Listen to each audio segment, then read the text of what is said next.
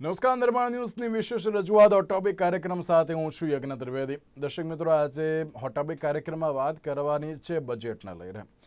કેન્દ્રીય બજેટ 2022 અને 23 જ્યારે નિર્મલા સીતારામન જે આપણા કેન્દ્રીય નાણામંત્રી છે તે રજૂ કરવા જઈ રહ્યા છે અને આ વખતે કયા સેક્ટરમાં કેવા પ્રકારનો જે હવે કયા પ્રકારની પરિસ્થિતિ સર્જાશે તેને લઈને હવે હેલ્થ સેક્ટર છે કે પછી ઇન્ફ્રાસ્ટ્રક્ચરને લઈને અત્યારે તો કેવા પ્રકારનો માહોલ જોવા મળશે આ બજેટમાં તેને લઈને સવાલ તો યથાવત જોવા મળતો હોય છે। પરંતુ જ્યારે હેલ્થ સેક્ટરની વાત કરવામાં આવે, એગ્રીકલ્ચર સેક્ટર હોય કે પછી અન્ય સેક્ટર હોય ને તેમાં આ વખતે નવી આશા અને અપેક્ષાઓ તો ઘણી બધી જોવા મળી રહી છે, પરંતુ એ આશા અને અપેક્ષાઓ એ પરિપૂર્ણ થશે કે કેમ તેના લઈને એક સવાલ તો યથાવત જોવા મળી રહ્યું છે। બજેટ આવવાનું છે તેને લઈને અત્યારે તો ક્યાંક શેર માર્કેટમાં ઉતાર ચઢાવ તો જોવા મળી રહ્યા છે, પરંતુ આ વખતે ક્યાંક વેપારીઓ અને તેની સાથે સાથે અર્થતંત્રમાં હવે તેજી લાવવા માટે આ બજેટ કેટલું મહત્વપૂર્ણ સાબિત થશે તેના લઈને સવાલ યથાવત છે। કારણ કે જે અત્યારે હાલનું અર્થતંત્ર છે ક્યાંક જીડીપી અત્યારે તો પ્લસ હોવો એ અત્યંત જરૂરી છે અને તેની સાથે તે પણ અત્યારે તો આગળ વધી રહ્યો છે, પરંતુ જે આ બજેટ 2022 અને 23 એ વેક્સિન પુરવાર થશે કે કેમ તેના લઈને એક સવાલ પણ યથાવત જોવા મળી રહ્યો છે। તમામ મુદ્દાઓ પર ચર્ચા વિચારણા કરીશું। આ તમામ મુદ્દાઓ પર ચર્ચા વિચારણા કરવા માટે અમારી સાથે જોડી ગયા છે ડૉક્ટર કિશોર ભાનુશાળી કે જેઓ અર્થશાસ્ત્રી છે અને સાથે રવિભાઈ દિયોરા કે જેઓ માર્કેટ એક્સપર્ટ છે। જે આ બંને સૌથી પહેલાં તો સ્વાગત છે। આપણે એક બાજુ જે રીતે 2021 અને 22નું જે સામાન્ય બજેટ રજૂ થયું હતું જેમાં કોઈ ખાસ જોગવાઈઓ ન જોવા મળી હતી, આ વખતે 2022 અને 23માં ક્યાંક નવો આશાઓ જોવા મળી રહી છે, અપેક્ષાઓ પણ જોવા મળી રહી છે। સૌથી પહેલા આ વખતના બજેટને લઈને આપ શું કહેવા માંગશો? યજ્ઞભાઈ, બજેટની વાત જો કરીએ ત્યારે એક સામાન્ય દર્શક તરીકે સામાન્ય જનતાને ખબર હોવી જોઈએ કે બજેટ કેટલા રૂપિયાની વાત કરી રહ્યા છે આપણે। પહેલી વસ્તુ તો એટલે સામાન્ય રીતે જો ગયા વર્ષનું બજેટ ગણો તો આપણે 35 લાખ કરોડ રૂપિયાની વાત છે। એ એક નાની મોટી રકમ નથી અને એક વર્ષની અંદર 35 લાખ કરોડ રૂપિયાનો ખર્ચો કરવો, આટલા રૂપિયા ભેગા કરવા, પાછા એટલા ખર્ચા કરવા, itself is a bigger challenge. હવે અત્યારે જે અર્થતંત્રને જરૂર છે એ છે બુસ્ટર ડોઝની। કોવિડ વેક્સિનેશન આપણે પહેલો ડોઝ લીધો, બીજો ડોઝ લીધો ને હવે આપણે બુસ્ટર ડોઝ આપીએ છીએ। એ રીતે અર્થતંત્રને પણ બુસ્ટર ડોઝની જરૂર છે, કેમ કે અર્થતંત્ર આજની તારીખમાં બહુ કપરા સંજોગોમાંથી પાસ થઈ રહ્યું છે, જે કદાચ ભૂતકાળમાં ક્યારે આવા સંજોગો દેખાયા નથી। કઈ રીતે? તો કે એક તો કોવિડના કારણે જે પણ એની અસરો પડી અને ગ્લોબલ પિક્ચર જે બદલાયું એના પ્રમાણે આજની તારીખમાં મોંઘવારી એટલે ઇન્ફ્લેશનની આપણે જે વાત કરીએ છીએ એ પણ મોટું ચેલેન્જ છે। એની સાથે સાથે રોજગારી એક મોટું ચેલેન્જ બન્યું છે।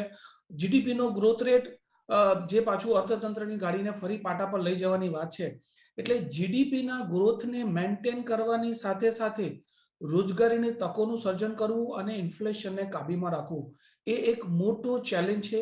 જે ચેલેન્જની વચ્ચે આ આખું આ બજેટ આપણા નાણામંત્રી રજૂઆત કરશે। હવે એ રીતે જોવા જાવ તો અત્યારની જે તાતી જરૂરિયાત છે જે બજેટની અંદર મારા હિસાબે હોવું જોઈએ એ છે ખાસ કરીને તમારે એવા ક્ષેત્રો ઉપર ભાર મૂકવો છે જે બે વસ્તુ કામ કરે, એક રોજગારીની તકો સર્જન કરે અને સાથે બજારમાં માંગ ઊભી થાય। અત્યારે મોટી ડેફિસિટ છે બજારમાં છે એ માંગની જરૂરિયાત છે। જો માંગ હશે તો સામે ઉત્પાદન થશે। એટલે એવા ક્ષેત્રો જ્યાં ખરેખર રોજગારીની તકોનું સર્જન થાય, જેમ કે આપણે અત્યારે ગણતરી કરીએ તો ટેક્સટાઇલ સેક્ટર છે જેમાં ખરેખર સારી રોજગારીની તકોનું સર્જન થાય એવું છે। એમએસએમઈ સેક્ટર છે જ્યાં ખરેખર રોજગારીની તકોનું સર્જન થાય એવું છે। અને સાથે સાથે કોવિડે આપણને બતાવી દીધું કે હેલ્થ સેક્ટરનું ઇમ્પોર્ટન્સ કેટલું છે। આજની તારીખમાં પણ આપણા રાજ્યની ટોટલ બજેટની અંદર જો તમે હેલ્થ સેક્ટરની ટકાવારી ગણવા જાઓ તો આપણે બહુ પાછળ છે। 3 થી 5% કઈ મોટી વસ્તુ નથી, 3% હેલ્થ સેક્ટર ઉપર એટલે કશું જ નથી। અને એનું આપણને રિઝલ્ટ મળ્યું કે ખબર પડી આપણને કે હેલ્થ ઇન્ફ્રાસ્ટ્રક્ચરમાં આપણે કેટલા પુઅર છે। તો એક બજેટ તરફથી એક આશા છે કે હેલ્થ સેક્ટરમાં એક મોટો બૂસ્ટ મળવું જોઈએ। અને બીજું બૂસ્ટ ક્યાંક ને ક્યાંક મને લાગે છે આવશે આ વખતે એ એગ્રીકલ્ચર ઉપર બે રીતે। એક ફાર્મ લોનને લઈને જે પણ ડિસ્કશન થયું, ફાર્મ લો બેકઆઉટ થયા અને સાથે સાથે જે 5 રાજ્યમાં જે ચૂંટણી આવવાની છે એને ધ્યાનમાં રાખીને એગ્રીકલ્ચર સેક્ટર ઉપર પણ એક ખાસો ભાર મુકાશે એવું મને લાગી રહ્યું છે। અને ચોથો એક ઇમ્પોર્ટન્સ દેખાશે એ આવશે ઇન્ફ્રાસ્ટ્રક્ચર સેક્ટર ઉપર, કેમ કે ઇન્ફ્રાસ્ટ્રક્ચર સેક્ટર એવું છે જેની સાથે બીજા ઘણા બધા અલાઇડ સેક્ટર છે।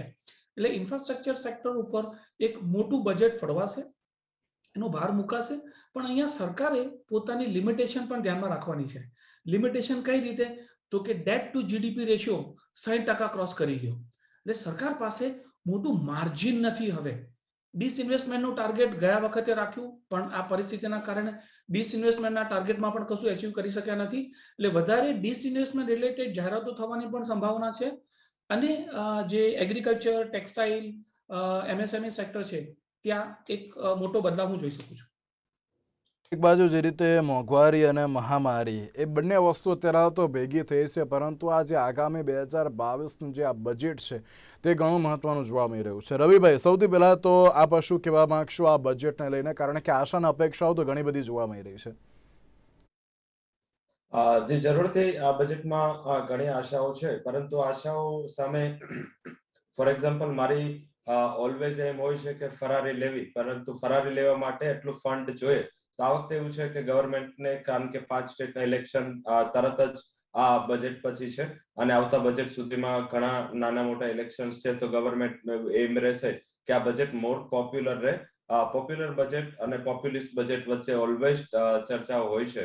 આઈ થિંક કે આ પોપ્યુલર બજેટ હોઈ શકે છે. પોપ્યુલિસ્ટ બજેટ કદાચ આ બજેટ આપણને ના જોવા મળે, પરંતુ આ બજેટમાં ઘણી મોટી જે ચર્ચા ચાલી રહી છે માર્કેટમાં, કે ઘણી મોટી એક્સપેક્ટેશન ચાલી રહી છે, જેમાંથી ઘણી મોટી એક્સપેક્ટેશન છે જે આગળ કિશોરજીએ જણાવ્યું, પરંતુ એમાં જે હું એક પોઈન્ટ માની રહ્યો છું જ્યાં ગવર્મેન્ટનું મોટું ફોકસ છે, એમાં આ બજેટ છે 3 ભાગમાં વહેંચાઈ શકે. પહેલો ભાગ હશે કે અત્યાર સુધી જ્યાં ગવર્મેન્ટ ફોકસ કરી રહી હતી એની રિપીટેશન કરવામાં આવે. એમાં ઇન્ફ્રાસ્ટ્રક્ચર છે, health care, real estate, fertiliser, agriculture, rural અને ડિફેન્સ.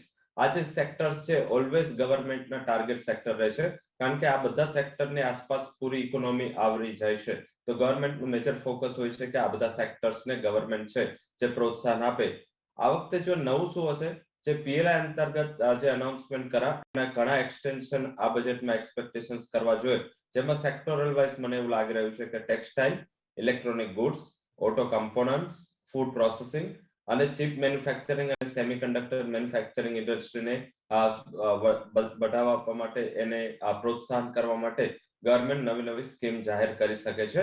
ત્રીજું જે બજેટનો પાર્ટ રહેશે પૂરો એન્વાયરમેન્ટ ઉપર રહેશે, જે અત્યારે ગ્લોબલી તમે કોઈ પણ અત્યારે આ વર્ષમાં બજેટ આવે છે, બધા બજેટ જો તમે જો તો બધાનું ફોકસ છે ગ્રીન એનર્જી પર રહ્યું છે.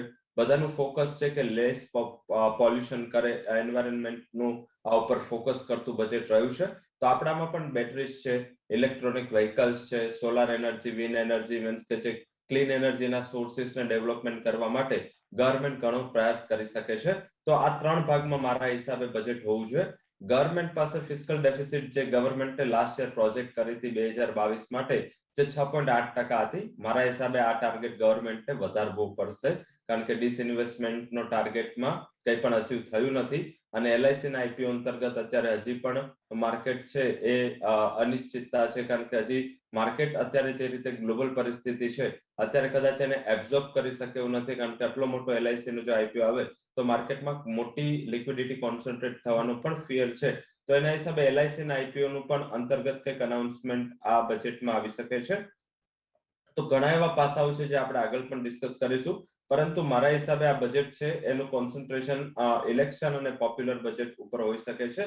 અને આના અંતર્ગત જે ગવર્મેન્ટ વધારે કરી શકે છે, કે ગવર્મેન્ટ વધારે ફોકસ કરી શકે છે, એ ઇન્ડિયાની મેન્યુફેક્ચરિંગ એક્ટિવિટીઝને ગ્રોથ આપવા માટે અને જે એન્વાયરમેન્ટ શુદ્ધ રાખવા માટે જે પ્રયાસો કરી રહી છે સરકાર, એ પ્રયાસોને આગળ વધારશે. અને જે નવા સેક્ટર્સ છે જ્યાં ગવર્મેન્ટને એવું લાગી રહ્યું છે, જ્યાં એક્સપોર્ટ ડ્રિવન સેક્ટર્સ છે, કારણ કે રૂપી સતત ડેપ્રિશિએટ થઈ રહ્યો છે, તો એક્સપોર્ટ ડ્રિવન સેક્ટરને આનો ઘણો મોટો ફાયદો થાય.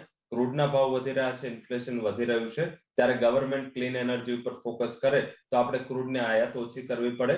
તો આ બધા સેક્ટર ઇન્ટરલિંક છે.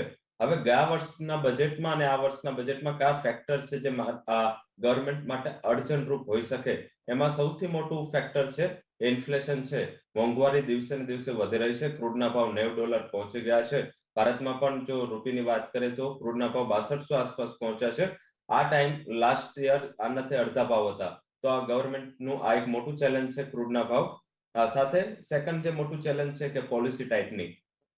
વિશ્વની તમામ સેન્ટ્રલ બેન્કો અત્યારે જે લિક્વિડિટી આપી હતી એ લિક્વિડિટી પાછી ખેંચી રહી છે.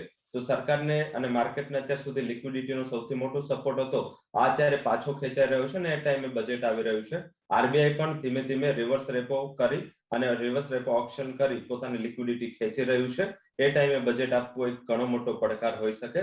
થર્ડ, કોવિડની ફરીથી એક નવી વેવ આવી ગઈ છે અને એમાં પણ ગવર્મેન્ટ ઘણું ફોકસ કરી રહી છે. વેક્સિનેશનના ત્રીજા ચોથા કેટલા ડોઝ આવી ખ્યાલ નથી અને સરકાર આ ડોઝ ફ્રી આપી રહી છે. તો આ એક એડિશનલ ભારણ સરકાર ઉપર હશે. અને રૂપી છે જે લાસ્ટ યર 73 હતો, અત્યારે 76 ચાલી રહ્યો છે. તો આ બધા ફેક્ટર્સ છે જે ગવર્મેન્ટ માટે એક નવી ચેલેન્જ છે અને ફિસ્કલ ડેફિસિટને 6.8% થી કોઈ હિસાબે નેક્સ્ટ બજેટ પોસિબલ નહીં થાય. જો ફિસ્કલ ડેફિસિટનો ટાર્ગેટ રેઝ કરવામાં આવે તો કદાચ હલનચલન વધી શકે છે. રીતે આગામી બજેટ 2022 અને 23 આવી રહ્યું છે તેની પરથી એક સવાલ એ પણ યથાવત જોવા મળી રહ્યો છે કે જ્યારે બુસ્ટર ડોઝની જે જરૂરિયાત અત્યારે પણ વર્તાઈ રહી છે, જીડીપીમાં અત્યારે તો જે કહી શકાય કે અત્યારે એક પોઝિટિવ ઇમ્પેક્ટ આવે એ અત્યંત જરૂરી જોવા મળી રહ્યું છે. આ સાથે કિશોરભાઈ, એક સવાલ એ કે સૌથી મહત્વની વસ્તુ એ હેલ્થ અને એજ્યુકેશન જોવા મળી રહ્યું છે. હેલ્થ અને એજ્યુકેશન પણ અત્યારે પણ સૌથી વધુ ધ્યાન આપવાની જે વાતો અત્યારે તો જોવા મળી રહી છે. વખતની વાત કરીએ 2021 અને 22નું જે બજેટ આવ્યું તેમાં આરોગ્યનું બજેટ વધારીને 2,23,846 કરોડ કરવામાં આવ્યું હતું. આ વખતે ક્યાંક વધી શકે તેવી પણ આશાઓ છે, કારણ કે હેલ્થ સેક્ટર પર અત્યારે પણ ભારતે વધારે પડતું ધ્યાન આપવું એ અત્યંત જરૂરી જોવા મળી રહ્યું છે. અને સાથે એજ્યુકેશનની વાત કરીએ, એજ્યુકેશનમાં જ્યારે ન્યૂ એજ્યુકેશન પોલિસી લાવવાની જે વાતો થઈ રહી છે, પરંતુ એ બંને પર અત્યારે પણ વધુ પડતો ફોકસ એ અત્યંત જરૂરી હોય તેવું લાગી રહ્યું છે ઉપરથી. ભાઈ, હેલ્થ અને એજ્યુકેશન એવા સેક્ટર છે જે ખરેખર તમારા ઇકોનોમીને બૂસ્ટ કરવા માટે અથવા તમે જે લોંગ ટર્મ ગ્રોથ ટ્રેજેક્ટરીની જે વાત કરો છો ત્યાં જવા માટે આ બહુ જ જરૂરી છે. ઇન્ડિયાનું પહેલેથી એજ્યુકેશન હેલ્થ ઉપર બજેટમાંથી ફોકસ રહ્યું નથી. એટલે હેલ્થ અને એજ્યુકેશનનું બજેટ 5-6% બંને મળીને જાય. જ્યારે વિશ્વના સારા સારા જે દેશો છે એ લોકોની પોતાની જે બજેટ હોય એના કમસે કમ જીડીપીના 10%ની આજુબાજુનો ખર્ચો થાય છે. હવે અહીંયા જે સરકારની જે લિમિટેશન છે in terms of the availability of fund, જે નાણાં જ પોતાની પાસે મર્યાદિત છે, એ સંજોગોમાં સરકાર ક્યાંક ને ક્યાંક એવા ઇન્સેન્ટિવ લાવશે જેમાં હેલ્થ અને એજ્યુકેશનમાં પ્રાઇવેટ સેક્ટર ઇન્વેસ્ટમેન્ટ વધે એવા પગલાં લેવાનું એક આયોજન થશે. ન્યૂ એજ્યુકેશન પોલિસી એ ડાયરેક્શનમાં ઓલરેડી કામ કરી જ રહી છે, પણ ક્યાંક ને ક્યાંક પ્રાઇવેટ સેક્ટર ઇન્વેસ્ટમેન્ટને મોબિલાઇઝ કરવાની વાત છે. અને સાથે સાથે એજ્યુકેશનમાં હવે ગવર્મેન્ટના ઇન્સેન્ટિવ આવશે એડટેક કંપની માટે. એટલે જે ટેકનોલોજી બેઝ કંપનીઓ છે જે લોકો એજ્યુકેશનને સપોર્ટ કરે છે, એવા ઘણા બધા એડટેક ઇનિશિયેટિવ નવા સ્ટાર્ટઅપ આવી રહ્યા છે. અને જો ગવર્મેન્ટ તરફથી થોડોક સપોર્ટ મળે તો આ એડટેક કંપનીઝ એજ્યુકેશન સેક્ટરને એક સારી બૂસ્ટ આપી શકે એવી શક્યતા છે. પણ એજ્યુકેશન સેક્ટરમાં સમજો કે ગયા વર્ષના કદાચ તમે આંકડા જુઓ તો પ્યોર એજ્યુકેશનમાં તો 90,000 કરોડની આજુબાજુનો ખર્ચો હતો, વિચ ઇઝ જસ્ટ નથિંગ. તમારા 34 લાખ કરોડની અંદર તમે 90,000 રૂપિયા. ઓકે, હેલ્થ સેક્ટરનું જે તમે BID-ની આપણે વાત કરી, ગયા વખતે આપણી ડિબેટમાં ચર્ચા પણ થઈ હતી કે ખરેખર ખર્ચો એટલો નહોતો. ઓકે, એકચ્યુઅલ જે ખાલી હેલ્થ સેક્ટર માટે સ્પેસિફિક જે બજેટ ફળવાયું હતું એ કરીબ 75,000 કરોડની આજુબાજુનું બજેટ હતું. એટલે ક્યાંક ને ક્યાંક આ બે સેક્ટર ઉપર વધારે ફોકસ કરવાની જરૂર તો છે જ, અને સરકારે એ ડાયરેક્શનમાં કરવું જ પડશે. એક સવાલ એ પણ રવિભાઈ કે જ્યારે 2021 અને 22નું જે સામાન્ય બજેટ ઉપર આપણે ચર્ચા તો કરી હતી એ વખતે પણ, અને તે વખતે ટેક્સ સ્લેબમાં કોઈ પણ પ્રકારનો ફેરફાર કરવામાં આવ્યો ન હતો. આ વખતે કોઈ ટેક્સ સ્લેબમાં ફેરફાર કરવામાં આવે તેવી શક્યતા ખરી? હા, હાલમાં અત્યારે માર્કેટ કઈ એટલી મોટી એક્સપેક્ટેશન્સ નથી રાખી રહ્યું, પરંતુ હા, સરપ્રાઈઝ હોઈ શકે. જેમ મેં કીધું કે ગવર્મેન્ટ આ બજેટને પોપ્યુલર બનાવવા માંગે છે, તો કદાચ અંદર આગળ ખબર હોય તો આપણને 2 બજેટ પહેલા જે ટ્વિસ્ટ આવી હતી એવી કોઈ ટ્વિસ્ટ આવી શકે. હાલાકી ગવર્મેન્ટ અત્યારે એટલા કોઈ મોટા રિસોર્સિસ સાથે બજેટ આપી નથી રહી અને એના હિસાબે ત્યાં મોટા બદલાવ થવાની આશા બહુ નહીવત છે. જો ગવર્મેન્ટ કંઈક હટકે કરીને કે પોપ્યુલર બજેટ આપવા માટે કઈ છે ચેન્જ કરે, અધરવાઇઝ ઠીક છે. આનાથી ઓછી ને આનાથી રાહત આપતી સ્લેબ છે એ કોઈ પણ દેશને પરવડે નહીં. કારણ કે જો તમે પર્સનલ ટેક્સની વાત કરીએ, કદાચ આપણે ઇનડાયરેક્ટ ટેક્સીસમાં આપણે કદાચ વિશ્વના ઘણા દેશોની સાથે કે એનાથી ઓછા આવીશું, પરંતુ ડાયરેક્ટ ટેક્સીસમાં આપણે સૌથી ઓછા છીએ. કારણ કે આટલું મીન્સ કે આટલું ઓછું ઇન્કમ ટેક્સ કોઈ મેજર ઇકોનોમીમાં નથી. કારણ કે જ્યારે ત્યારે ઇકોનોમીને બૂસ્ટ આપવું હોય અને આપણે જોઈએ તો વર્લ્ડની જે ટોપ 5 ઇકોનોમીમાં પહોંચવા જઈ રહ્યા છે, ત્યારે ટેક્સેશન સ્લેબ પણ થોડા એવા હોવા જોઈએ જેના હિસાબે ગવર્મેન્ટને ઘણા એવા ખર્ચા બીજા આ વખતે એડિશનલ છે ગવર્મેન્ટને હેલ્થકેર ઉપર છે. એજ્યુકેશન જોઈએ તો એજ્યુકેશન પોલિસીસમાં પણ અત્યાર સુધી સરકાર એટલું મોટું પ્રાધાન્ય નહોતી આપતી. 2 બજેટથી કદાચ આ એજ્યુકેશન સેક્ટર ઉપર ગવર્મેન્ટ બજેટમાં થોડું વિસ્તૃત બોલી પણ રહ્યા છે. પરંતુ મારા હિસાબે એજ્યુકેશનમાં જે તમે આગળ પણ વાત કરી એમાં એક પોઈન્ટ એડ કરવા માંગીશ, કારણ કે કોવિડના હિસાબે સતત સ્કૂલો કોલેજો બંધ કરવી પડે છે, ચાલુ કરવી પડે છે. આના હિસાબે શું છે કે ગવર્મેન્ટનું જે પોલિસી ફોકસ છે એ ત્યાં નથી રહ્યું અને ગવર્મેન્ટ આ ટાઈમ મારા હિસાબે ઇનડાયરેક્ટ ટેક્સીસમાં, કારણ કે આ ટોટલી જીએસટી કાઉન્સિલ નક્કી કરે છે ઇનડાયરેક્ટ ટેક્સેશન, બજેટમાં થોડી ઘણી પ્રપોઝલ્સ આવી શકે. પરંતુ આમાં તમે એક વસ્તુ એ જોઈ શકો છો કે ગવર્મેન્ટ ઇન્વેસ્ટમેન્ટને આવકારવા માટે અને નવા પૈસા લેવા માટે કદાચ એટીસી માં કંઈક ચેન્જ કરી શકે છે. ઘણા ટાઈમથી આ ઇન્ડસ્ટ્રીની માંગ રહી છે અને અત્યારે 1.5 લાખ રૂપિયાનું એટીસી કંઈ પણ નથી. મારા હિસાબે અહીંયા ગવર્મેન્ટે ફોકસ કરી અને એટીસી અંતર્ગત જે અત્યારે ખાલી 1.5 લાખ આપવામાં આવે છે એ વધારીને 2 કે 2.5 લાખ કરે તો મારા હિસાબે ગવર્મેન્ટને વધારે પૈસા માંગવાની જરૂર ના પડે. આજે કોઈ નોકરિયાત વર્ગ છે કે જેના સેલરી સારા છે કે અત્યારે જે આપણે કહી શકીએ કે મિડલ ક્લાસ છે, જે લોકો માત્ર 1.5 લાખની જ આ રિસોર્સિસમાં સેવિંગ કરે છે. શું કામ? કારણ કે એમને 1.5 લાખની જ લિમિટ મળે છે. જો આ લિમિટ વધારીને 1.5 થી 2 કે 2.5 કરવામાં આવે તો ગવર્મેન્ટને શું થાય કે ઇન્વેસ્ટમેન્ટ મોટા પાયે લોકોનું આવે, લોકોની મોટી બચત ત્યાં ડાયવર્સિફાઈડ થાય, ત્યાં કોન્સન્ટ્રેટ થાય અને ગવર્મેન્ટને જે જરૂરિયાત છે નાનાની કે અમુક પ્રોજેક્ટ્સમાં ગવર્મેન્ટ આપી શકે. લાઈક ગયા વર્ષે જે ઇન્ફ્રા અંતર્ગત ઇન્સેન્ટિવ આપ્યા હતા, પરંતુ આ થોડું ફેલર ગયું. પરંતુ ડાયરેક્ટ ગવર્મેન્ટ જો આ ઇન્ફ્રાનું જે ગવર્મેન્ટ એક અલગથી પ્રાવધાન કરું એના કરતા ગવર્મેન્ટ એટીસી ની લિમિટ વધારી દે તો મારા હિસાબે ઘણા એવા સેક્ટર છે, ઘણા એવા ગવર્મેન્ટની સ્કીમ્સ છે જ્યાં આ ઇન્વેસ્ટમેન્ટ છે જે ડાયવર્સિફાઈડ થઈ શકે છે. અને રિયલ એસ્ટેટ અંતર્ગત અત્યારે જે ફ્લેટ્સના ભાવ તમે જો તો 40 થી 50 લાખ કોમન થયા છે ટાયર 2, 3 માં અને ટાયર 1 સિટીમાં તો ક્રોડ્સ ઓફ રૂપિયાના નાની જગ્યાના પણ ફ્લેટ છે. તો ગવર્મેન્ટ આની પણ જે રિયલ એસ્ટેટ અંતર્ગત જે એટીડી ની લિમિટ છે એ પણ વધારી શકે છે. તો આ બે સેક્ટરને ઘણા મોટા બૂસ્ટર મળે, ઇન્ફ્રા અને રિયલ એસ્ટેટને, જો આમાં કઈ ચેન્જ કરવામાં આવે તો મારા હિસાબે ડાયરેક્ટલી સ્લેબમાં કોઈ ચેન્જ એક્સપેક્ટ ના કરવા જોઈએ. એટીસી, એટીડી અને એટીડીડી માં કોઈ ચેન્જ તમને પોસિબલ થઈ શકે. ભાઈ આપ કઈ કહેવા માંગો છો? જી એક હું એડ કરીશ આમાં. અત્યારે જો ટેક્સની વાત કરું ને તો આપણી 140 કરોડ વસ્તીમાંથી ટેક્સ પે કરનારો વર્ગ માત્ર 4 કરોડ લોકો રિટર્ન ફાઇલ કરે છે. એટલે ક્યાંક ને ક્યાંક મને આશા છે કે ટેક્સ રેટમાં બદલાવ નહીં કરે પણ એ ટેક્સ બેઝ વધારવા માટેની કોઈક એક્શન આવશે જેમાં ટેક્સ બેઝ વધી જાય એટલે વધારે લોકો ટેક્સ રિટર્ન ફાઇલ કરતા થાય, જેથી કરીને જે ડાયરેક્ટ ટેક્સનું બર્ડન જે પેલા 3-4 કરોડ લોકો ઉપર ખાસ કરીને જે સેલેરાઇડ ક્લાસ છે, કેમ કે એ લોકોને સૌથી મોટી માર પડી કોવિડમાં. ઓકે, અને એ જ ગ્રુપ હતું જે તમને ટેક્સની ઇન્કમ આપે છે ડાયરેક્ટ ટેક્સમાં. એ લોકોને તમને ખબર પડી કે કોરોનામાં જોબ્સ ઓછી થઈ ગઈ, સેલેરીઝ ઘટી ગયા, પર્ક્સ મળવાના બંધ થઈ ગયા છે. તો એ ગ્રુપ છે એ ઘણી એક આશા રાખીને બેઠું છે. એટલે ક્યાંક ને ક્યાંક મને લાગે છે કે એ લોકો ટેક્સ બેઝ વધે એવા કોઈ એક્શન શ્યોર કંઈક ને કંઈક દેખાશે.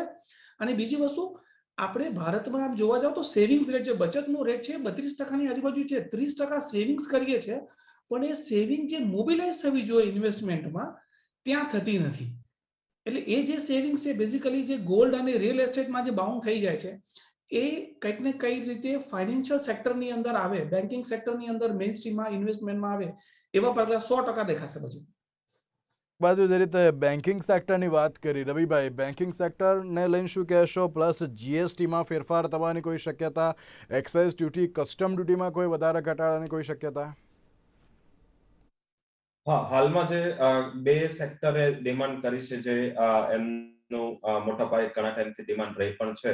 પહેલું સેક્ટર છે એ છે મેટલ, જેમાં ગોલ્ડ અને સિલ્વર એ ઇન્ડસ્ટ્રીએ પણ જે પોતાની જીએસટી રેટ છે જે જ્વેલરી પર લાગે છે એને ઘટાડવાની માંગ કરી છે કે એને રેશનલાઇઝ કરવાની માંગ કરી છે. કારણ કે 3% એડિશનલ 10%ની 7% ઇમ્પોર્ટ ડ્યુટી પર એ 7.5% ઇમ્પોર્ટ ડ્યુટી પર લાગે છે, તો ફરીથી 10% પહોંચી ગયું. તો એને રેશનલાઇઝ કરવાની ડિમાન્ડ છે. અને ડાયરેક્ટ જે મેટલ ઇન્ડસ્ટ્રી છે એમને પણ એક ડિમાન્ડ કરી છે કે જે કોલ ઇમ્પોર્ટ કરે છે એ લોકો, એના ઉપર ડ્યુટી છે, એક્સાઇઝ છે, ઘટાડવાની કે ઝીરો કરવાની માંગ કરી છે. કારણ કે આપણું જે કોલ સેક્ટર છે, આપણી જે કોલની ડિમાન્ડ વધુ હોવાથી કોલ સેક્ટરનું એટલું ઉત્પાદન નથી થઈ શકતું કોલ ઇન્ડિયા દ્વારા. અને આના હિસાબે સતત આ સેક્ટર છે જેને એનર્જી રિસોર્સિસના શોર્ટેજીસ માટે ફેસ કરવું પડે છે, કારણ કે ઇન્ડિયાનું મેટલ છે એ અત્યારે ફોર એક્ઝામ્પલ તમે થોડા દિવસ પહેલા જો તો યુરોપે વર્લ્ડના તમામ મોટા દેશો ઉપર એન્ટી ડમ્પિંગ ડ્યુટી લગાવી સ્ટીલ અને એલ્યુમિનિયમ પર, ભારત પર નથી લગાવી. તો આપણા માટે એક ઘણી બ્રાઇટ અને મોટી ઓપોર્ચ્યુનિટી હોઈ શકે છે. તો મેટલનું જેટલું મહત્તમ ઉત્પાદન ભારતમાં થશે એટલું ત્યાં આપણે એને એક્સપોર્ટ કરી શકીશું અને આપણી રેટ પણ બીજા બધા કરતા કોમ્પિટિટિવ છે. તો મારા હિસાબે આ સેક્ટરને એક ડિમાન્ડ છે કોલ અને સાથે સાથે જ્વેલરી જે મેટલ્સમાં જ આવે છે. સેકન્ડ જે ડિમાન્ડ છે એ ટેક્સટાઇલ સેક્ટર તરફથી છે. કોટન ઇમ્પોર્ટ પર જે ડ્યુટી લાગે છે એને ઝીરો કરવા માટે, કારણ કે જે ડોમેસ્ટિક કોટનના ભાવ વધ્યા છે એનું જો તમે એક્ઝામ્પલ લો તો સપ્ટેમ્બર મહિનામાં જે આંતરરાષ્ટ્રીય કોટનના પ્રાઇસીસ છે એ 117 સેન્ટ આસપાસ હતા અને ભારતીય કોટનના ભાવ 27,000 આસપાસ હતા.